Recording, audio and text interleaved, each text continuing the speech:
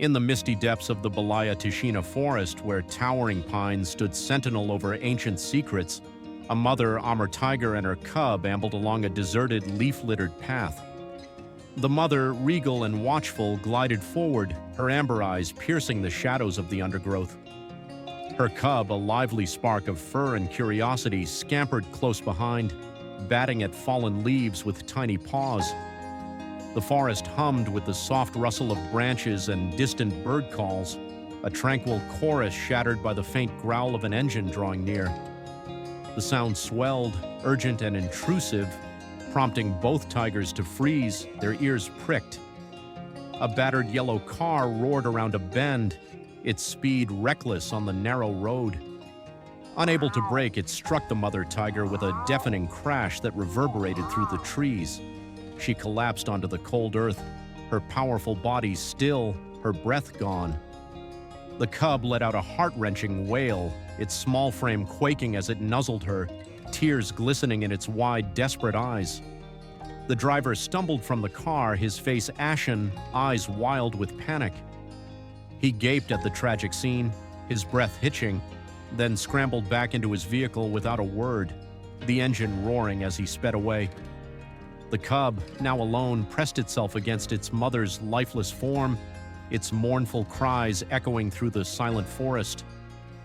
A bitter wind swept through the canopy, silencing the woods, leaving only the cub's anguished sobs to linger in the air.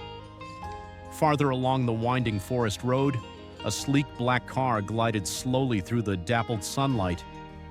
Behind the wheel was Mikhail Volkov, a weathered man in his late 40s, his face carved with lines from years spent near the wilds of Balaya Tishina.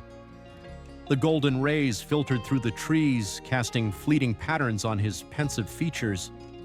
As he rounded a curve, he spotted an obstruction ahead and eased the car to a stop. Stepping out, Mikhail froze at the sight before him. A massive tiger lay sprawled across the road, blood pooling beneath her, while a tiny cub whimpered beside her, its fur damp with grief. His heart raced, a tumult of fear and sorrow, but his gaze remained locked on the devastating scene. Summoning his courage, Mikhail approached, his boots crunching softly on the gravel. He knelt beside the mother tiger, his trembling hand confirming she no longer breathed, her body cooling against the earth.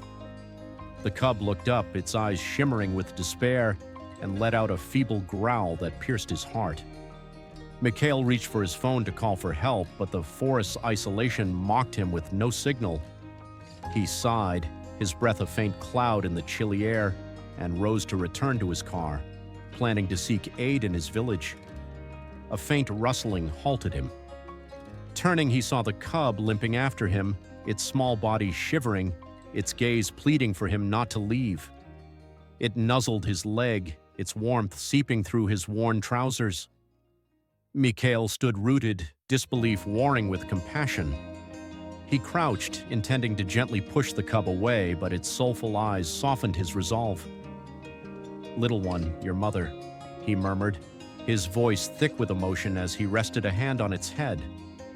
The cub leaned into his touch, trembling, as if clinging to him as its last hope. After a moment's hesitation, Mikhail made a decision. "You can't stay here," he said softly, lifting the cub into his arms. Its small body was warm and heavy, its fur soft against his calloused hands. He placed it gently on the passenger seat of his black car, where it curled up, its eyes fixed on its mother's form receding in the distance. Mikhail glanced in the rearview mirror as he drove away, the weight of the scene etching itself into his soul, the forest road falling silent behind them. The drive to his village was hushed, the cub dozing fitfully on the seat, its breathing uneven. At his modest wooden home, Mikhail carried the cub inside, laying it on a thick woolen rug near the crackling fireplace. His wife, Anna, froze in the doorway, her eyes wide at the sight of the tiny tiger. "Mikhail, what is this?" she gasped, her voice trembling with shock and concern. He recounted the accident in a low, steady tone, describing the cub's desperate plea and his inability to abandon it. Anna's expression softened, her gaze lingering on the cub's fragile form. After a moment, she nodded, agreeing to care for it until help could be arranged. Mikhail called the local police, who promised to notify the forest rangers and advise them to wait for further instructions. In the days that followed, Mikhail and Anna tended to the cub with quiet devotion. Mikhail fed it warm milk from a bottle, smiling as its tiny paws kneaded the air, its hunger easing with each eager gulp. Neighborhood children, drawn by whispers of the unusual guest, gathered at the house. Initially wary, they stood at a distance, but soon they were enchanted by the cub's playful pounces. Anna, her hands deft from years of needlework, crafted a soft quilt to keep the cub warm during the frosty nights. The children named it Ritsar, a spirited Russian name meaning night, fitting its bold antics. Ritsar romped in the yard, chasing balls and tumbling down a makeshift slide with the children, its initial fear giving way to joyful mischief. Anna laughed as it snatched Mikhail's worn slippers, darting through the house with a playful growl. At night, Ritsar curled up by the fire, nestled in Mikhail's arms, its soft snores filling the room with a fragile peace. The cub's presence brought warmth to the household, but Mikhail carried a quiet dread, knowing their time together was fleeting. Each phone call made his heart race, fearing it would herald the moment of parting. One crisp morning, a ranger's call confirmed a visit. The next day, 2 rangers arrived, their uniforms crisp, their demeanor respectful. Representing the Belaya Tishina Forest Authority, they thanked Mikhail and Anna for their compassion and explained that Ritsar would be taken to a wildlife rescue center for medical care and training to prepare it for the wild. Mikhail nodded, his throat tight, understanding it was the best path for the cub.